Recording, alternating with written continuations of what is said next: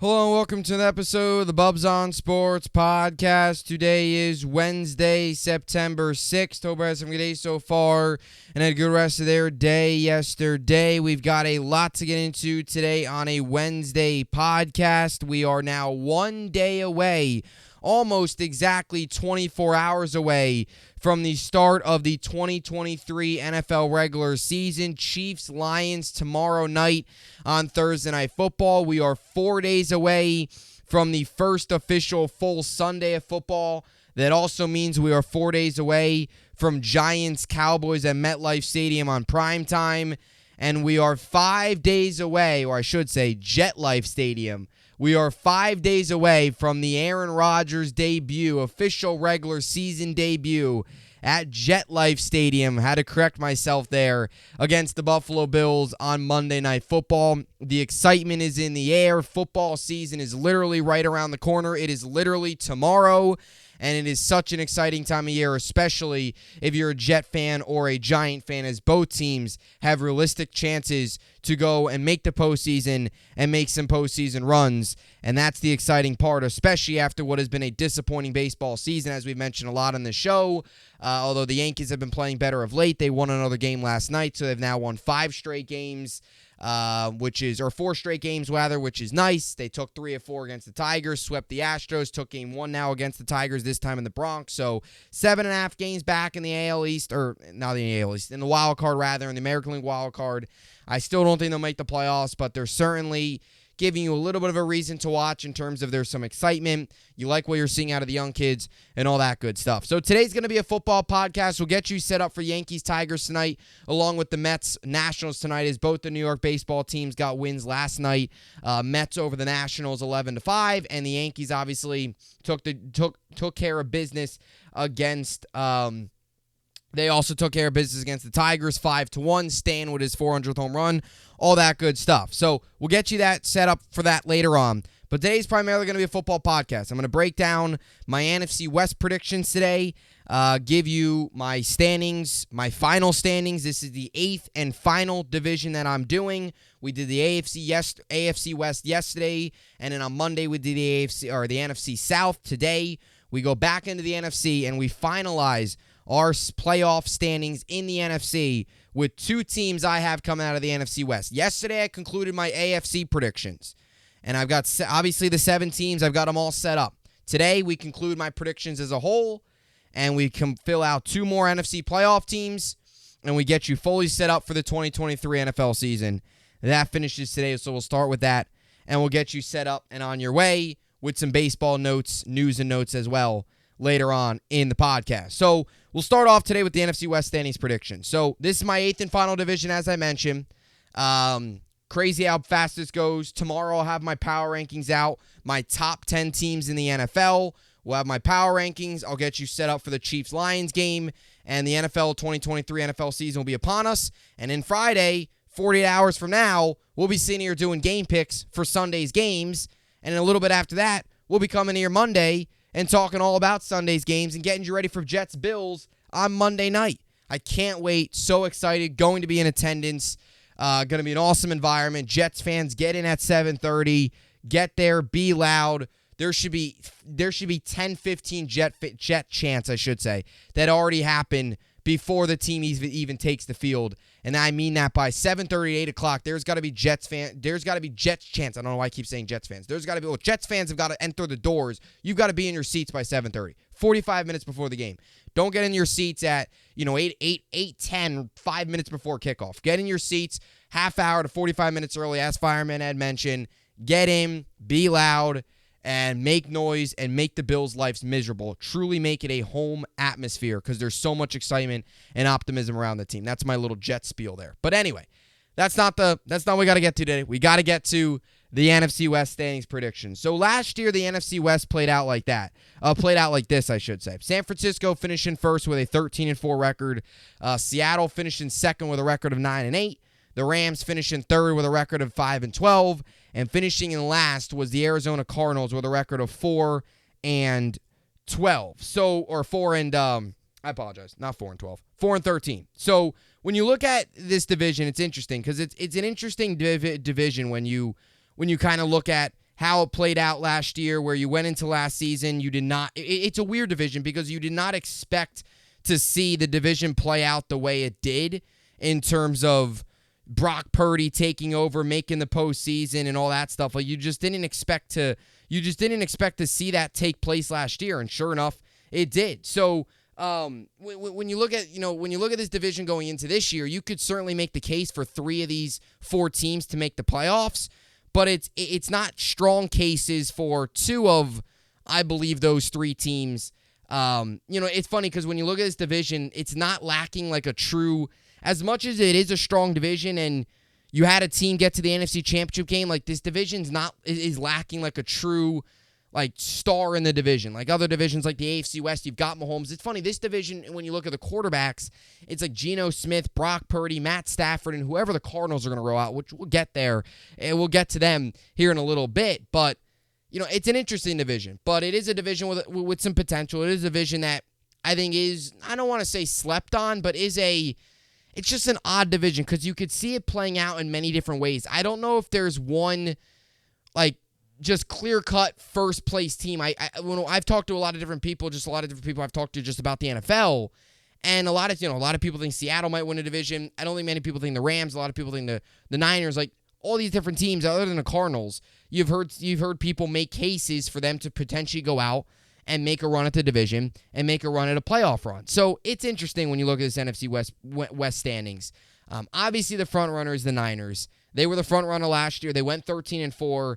It's funny because this division, again, we talk about the NFC East. We talk about the NFC North potentially be exciting. But people forget, this is a division that had the Super Bowl champion 2 years ago in it, and it had a team that was knocking on the door of winning a Super Bowl last year, and that was the Niners. If Brock Purdy doesn't get hurt in that game, there's a chance the Niners go on and win that game. I'm not saying they do, but there's a lot better of a chance that they go on and win that game than Christian McCaffrey taking wildcat snaps as a running back in the backfield as a quarterback. So that whole issue, this division I feel like at times kind of gets a little bit forgotten in the mix with the rest of the divisions, the rest of the NFL, even though there is a lot of good talent, and I could easily see, in my opinion, the San Francisco 49ers, who I have finishing in first place, and we'll start with them. I could easily see them making another strong push towards a Super Bowl. And it's funny because, again, you talk about like the Eagles. Everybody's talking about like I've mentioned the Lions. Like everybody says, the Eagles. Can the Cowboys make a run?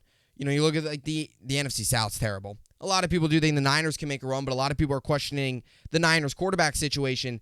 I'm not as concerned about the Niners quarterback situation as other fans are because I think it's fine. I like what Brock Purdy did last year. I understand it was such a small sample size, but he looked really good, and he's got all the talent around him. And that, to me, I think is the biggest point to all this.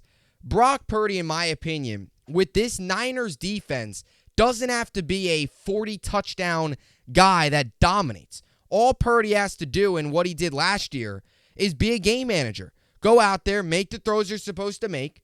They're going to run some trickery. Do a lot of, again, get your weapons involved. There's so many weapons on this team. Utilize everybody around you. You've got an excellent tight end. You've got 2 very good receivers in Brandon Ayuk and Deebo Samuel. You've got one of the best running backs, if not the best running back, I think the best running back in football in Christian McCaffrey. They've got weapons all over the place. And I understand there's been some drama, and, Nick Bosa just actually got extended a little while ago. And I understand there's been some drama around, the Trey Lance situation, Kyle Shanahan, what's going on? Why can't they find a sustainable quarterback? Why can't they drafted the guy, never worked out. Was that a Trey Lance thing? Was that a developmental thing with the Niners? I know there was some internal stuff there, the way they handled the Jimmy G situation. You had Jimmy G come out. I feel like, in my opinion, like this Niner team hasn't gotten enough attention this offseason in a way, or hasn't gotten enough respect. Like, people have to realize this team was knocking on the door of a Super Bowl last year. And they've got weapons, as I mentioned. Christian McCaffrey, in my eyes, the best running back in football. In my eyes, they have the second best tight end, only behind Travis Kelce in football, in George Kittle, as long as he can stay healthy. They've got Deebo Samuel, who is just a crazy weapon that can do everything. Can run, trickery, jet sweeps, great pass catcher, good as the wide. Like, he can do everything. And you've got Brandon Ayuk, who's a very underrated number 2 complement to Deebo Samuel. And people forget, too, Elijah Mitchell, Mitchell, the backup running back to McCaffrey, was well on his way to completely busting through the 1,000-yard mark 2 years ago in 2021. He only played 11 games, had well over 950 yards, was just shy of 1,000. So they've got a very good 1-2 puncher running back, a very good 1-2 puncher receiver, and they got a very good tight end. And they've got a quarterback that, if you're going off of last season, showed you enough to believe in him. They did. So whether or not the Trey Lance thing was the Niners' fault or not, they've got talent. They're a well-coached team. Shanahan's good. You can't say that. You can't say he's not. I know some people say, oh, well, was Shanahan to blame for the developmental issues of Trey Lance? Look, Trey Lance looked terrible. I mean, there was things that Trey Lance were doing in practice. You saw some of the highlights that you can't fix. That was just bad quarterback play. He was missing coaches in warm-ups. That's how bad it was. A coach can't fix that. That's just a bad quarterback play. It's over with. You move on. Purdy's earned this spot. Darnold the number 2. And you look at the defense, and that's the strength. I mean, that's the biggest piece of this team. I don't have to explain much about the defense. You've got Bosa. You've got Javon Hargrave, Arik Armstead. You look at your secondary. I thought Charvarius Ward had a good year last year. Fred Warner, who we as Jets fans know a lot about because Saleh talks about him a lot as a guy that is one of the best linebackers in football. You know, Fred Warner's phenomenal. Fred Warner is one of the best linebackers, if not the best linebacker in football. You've also got Dre Greenlaw. It's a good mix of some young talent along with some veteran talent, which I think is what makes that defense so good, what makes that defense so dominant.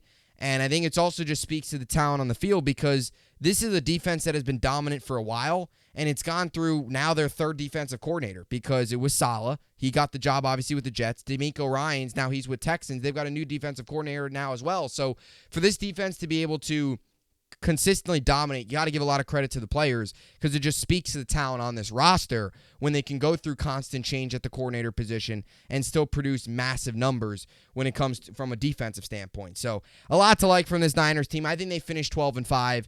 I think at worst they're an 8-9 team, and I think why their floor is below 500 is if Purdy is not as good as he was last year, and last year was just a hot start, then they probably will struggle.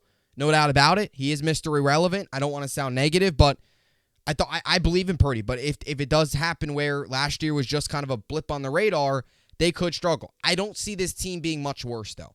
I mean, at worst, I think this is a 7-8 win team because their defense is so good. I think their ceiling's 13-4. They were 13-4 last year. I think they're kind of the same team that they're rolling out last season. They're a 12-13 win team, and obviously I've got them 12-5, winning the division and finishing in first. All right, so second place, I've got Seattle. And I know a lot of people out there believe that potentially the Rams could have a resurgence season after having a down year last season going 5-12.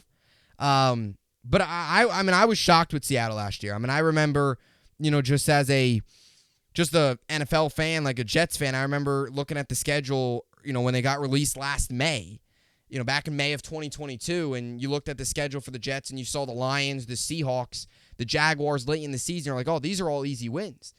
And it's crazy how, when you went into Seattle, the Seahawks are fighting for a playoff spot. I would have never expected that. Geno Smith, they struggled. They started to decline with Russell Wilson. To then think that plugging Geno Smith into the equation was going to work. I thought the Seahawks last year were going to be a complete disaster. They don't have a good defense. They still don't, in my opinion. I think they've built some pieces. I like some of the pieces in their secondary, specifically Quandre Diggs and Tariq Woolen. I like both those guys a lot. They're two very talented players. Tariq Woolen, I believe, outside of Sauce, was the best rookie corner last year and implemented himself as one of the best corners in football. So they've got two very good guys, safety and Quandre Diggs and a corner in Tariq Woolen. Two young pieces that have got a lot of talent. So I do like that. I don't love the rest of their defense. And the mindset going into last season was like you got some rookies, like a rookie corner. You don't love your defense. You have Geno Smith at quarterback. They were already on a decline with Russell Wilson. You wonder how many, if Pete Carroll's days are numbered. And they go out there last year, and look, they weren't a 12-win team, but they went 9-8. And yeah, they got crushed to the Niners in the first round of the postseason, but they went 9-8. Geno Smith had a crazy season. Now, his contract this year is crazy, but he had a wild year. He had the best year of his NFL career by far, a resurgent season, and he looks to do it again. Look, I don't think they're going to be a dominant team because I just don't think their defense is good enough. And when you're in a division that still people forget, there's still Cooper Kupp in this division, and you have a loaded offensive talent in San Francisco. Maybe not the best quarterback in the world. Purdy, I think, is good. I don't think he's great. I think he's solid, as I mentioned, but they've got talent all over the place. I just think that's where this team lacks, is the defensive side of the football. They were better last year. The defense was definitely better, but it's still not the complete strength in my eyes of the team. You have Jamal Adams, who's dealing with, an injury, or he's still out with the ACL. Bobby Wagner, up there, veteran, good piece. Jaron Reed, they got Draymond Jones from the Broncos. You bring him in, he's more of a pass rusher type guy, 5-6 sack guy a season. And again, Quandre Diggs and Tariq Woolen. I think Devin Weatherspoon as well solid. But Tariq Woolen and Quandre Diggs, in my eyes, are the heart and soul of that defense. Those are your two top guys. Jamal Adams is not quite the same player he was, now dealing with an injury.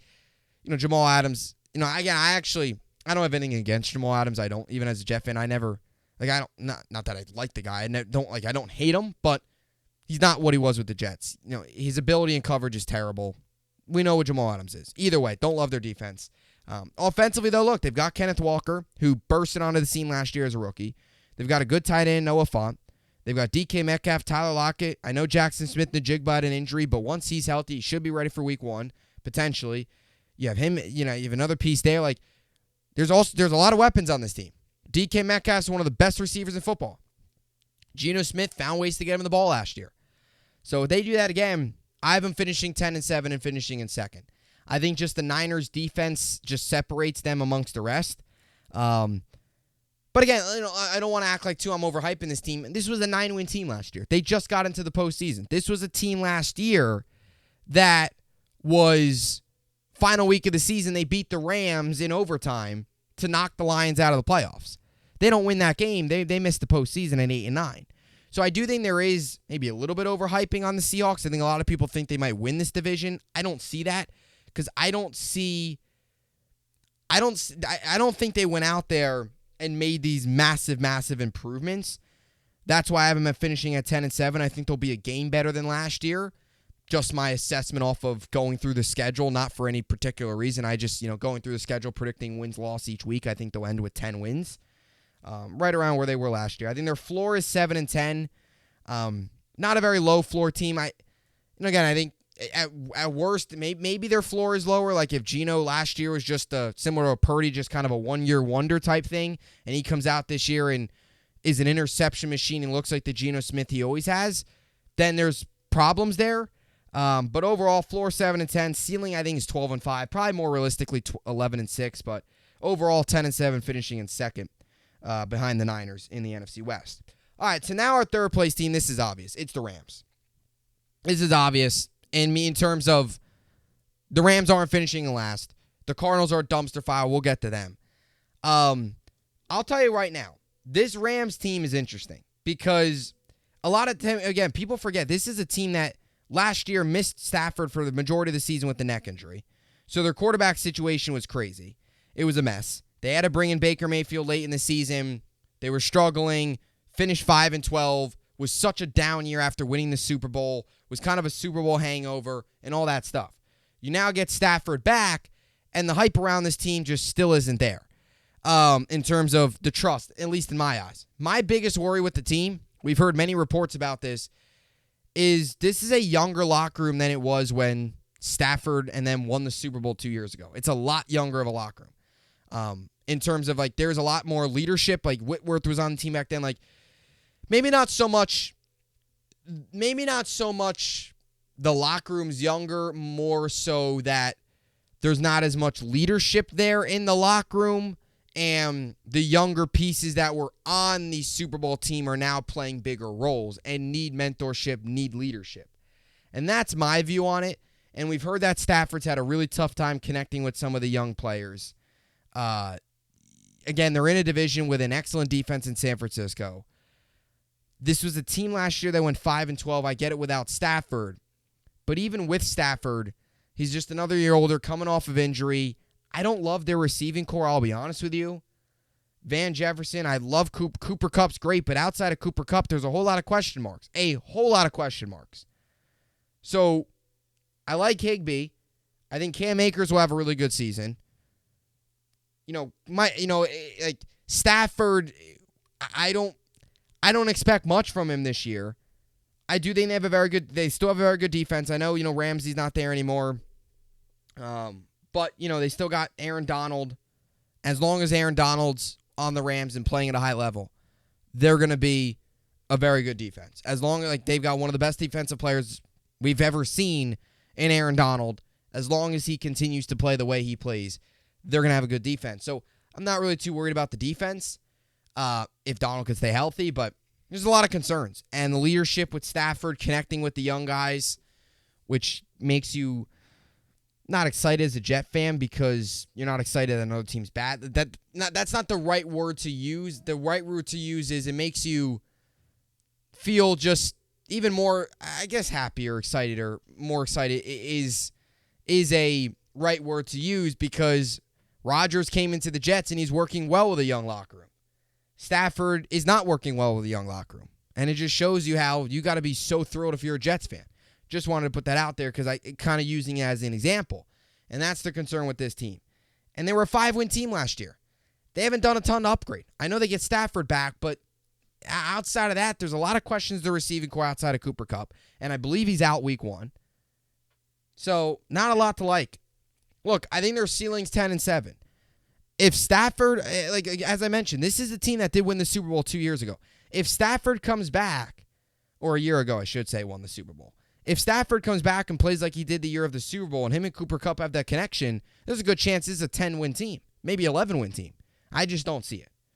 Floor 6-11, I think it could get ugly. They were a 5-win team a year ago. Is it crazy to say they might be a 6-7-win team again? No. 7-10 is my record prediction, finishing in third. All right, so now, and you also have the stuff, too, with McVay. He's nearing the end of his career. It seems like he might want to hang it up coaching after this season might be it for him.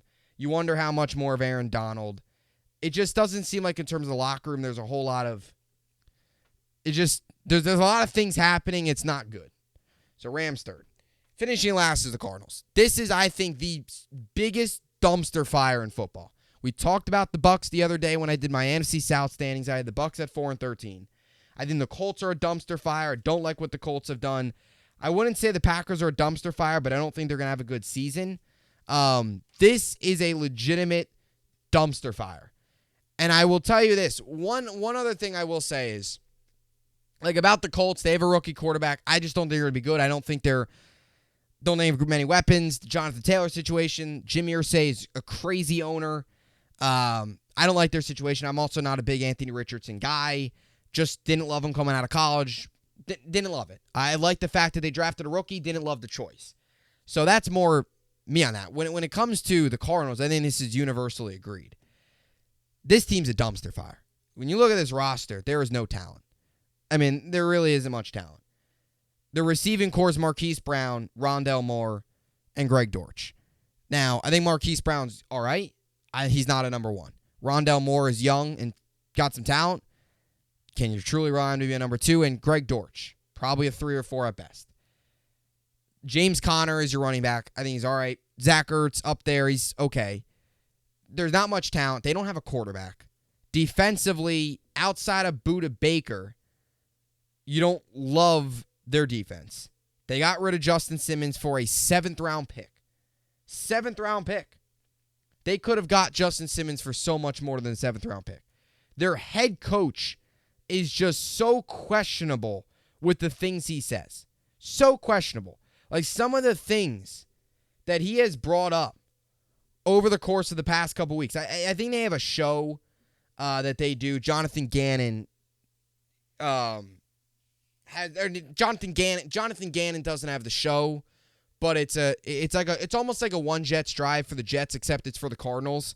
It's something like that. It seems. I never watch it, but we saw that clip of where he was talking to the locker room, and he was like, "Okay, raise your hand if you drove here today. Raise your hand if you took the bus here.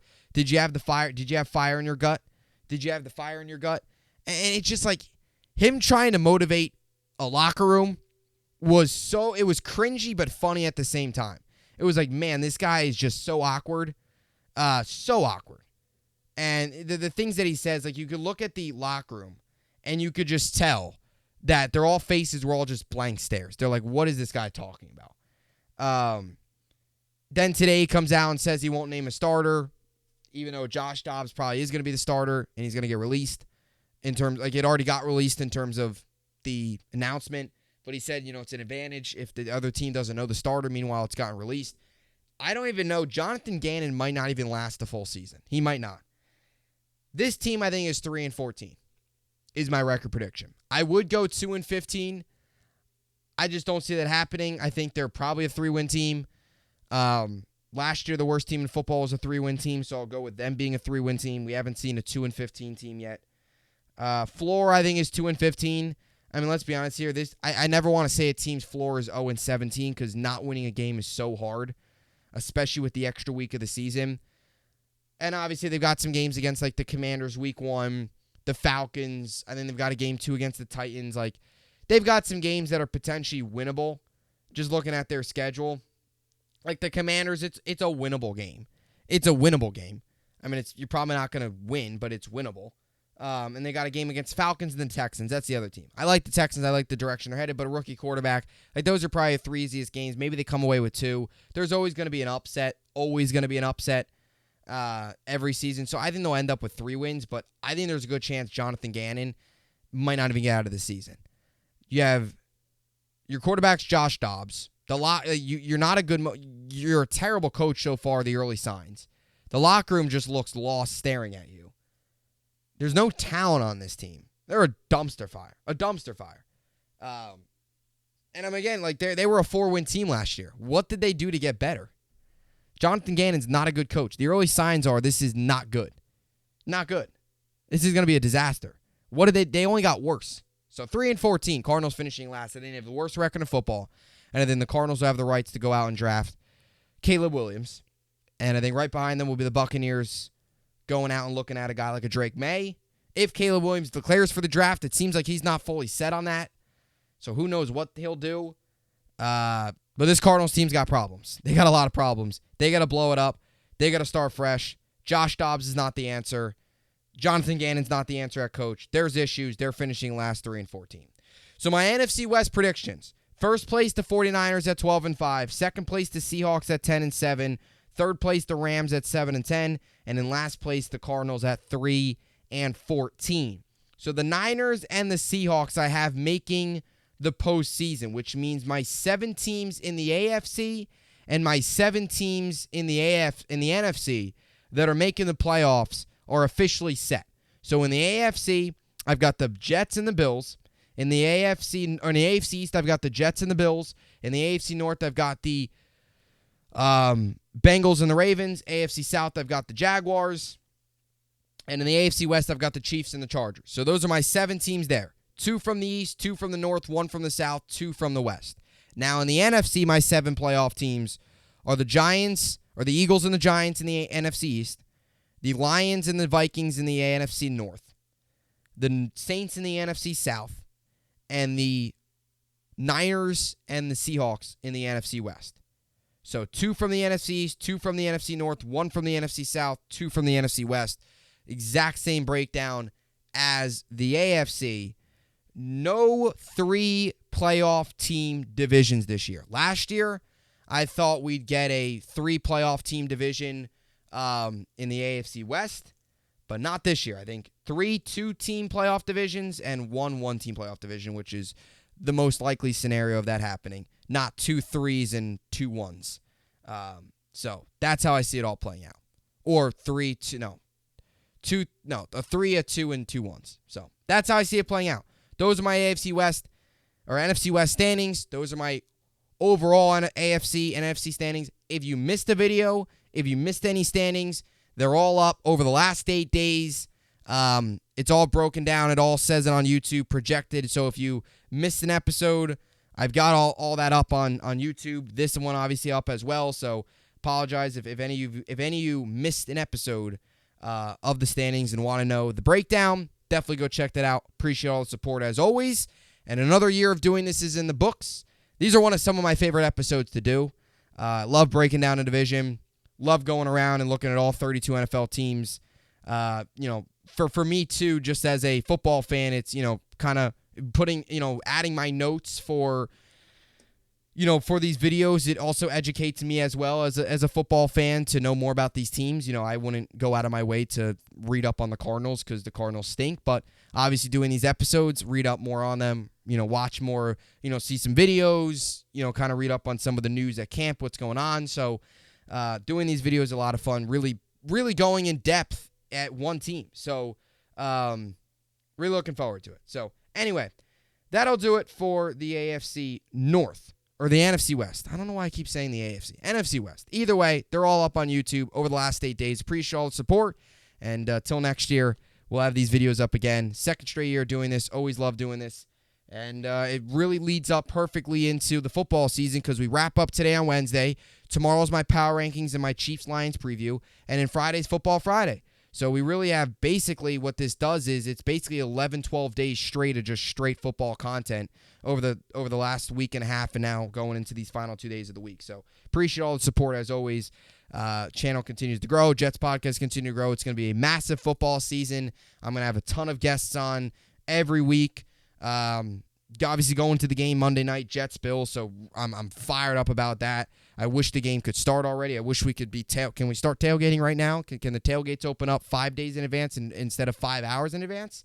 We'll see if we have to make that happen. But either way, we'll get you set for baseball tonight because baseball is still going on. Don't forget about it.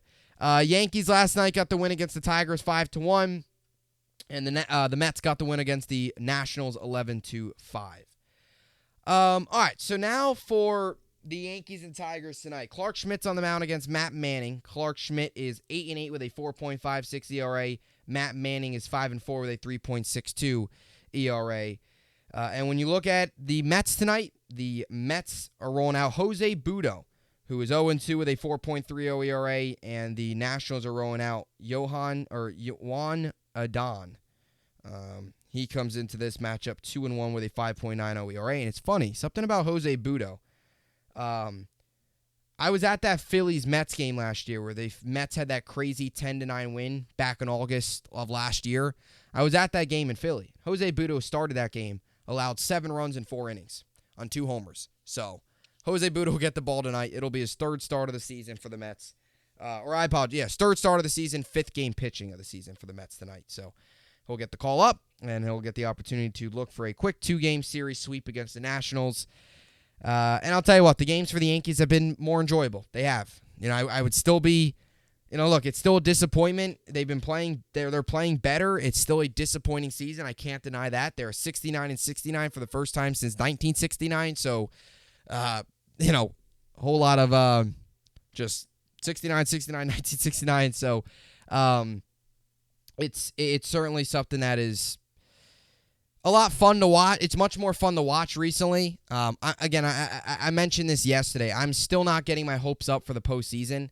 I know there's a lot of Yankee fans now saying, "Oh, we're going to make it." All I say is just don't get your hopes up because you're probably going to be disappointed. I still don't think there's teams making the postseason. I think they're still 7.5 back. They're going to have to. Again, I talked about they've got 24 games left. They're going to have to go. I said 20-5 over the next 25 games or so. Over the next 19 games or 24 games, it's going to continue. They almost have to win pretty much most of their games from here on out. So just enjoy watching the young guys, and that's all I could say. I'm kind of just the result at this point with the way the season has went. The result doesn't affect me much. Part of it, too, is football season's around the corner, so I don't want to get upset because I'm super positive, super excited. I don't want to ruin my excitement and positivity for the football season. Because I've been super optimistic. Some people say I'm too optimistic, but either way, we got to be optimistic, obviously, for the Jets this season. So anyway, that'll do it for the podcast here today. Got a lot more content coming your way. Jets content especially, NFL content especially, along with sprinkling in all the other sports as well. Hockey starts up this month with preseason action. You got hockey next month. You got October baseball around the corner. So September, October, throughout the rest of the year and into the new year, there will be a ton of content up on this show. So as always, hope you enjoyed it. I will see you all back here tomorrow. As always, hope you enjoyed it, and thanks for watching.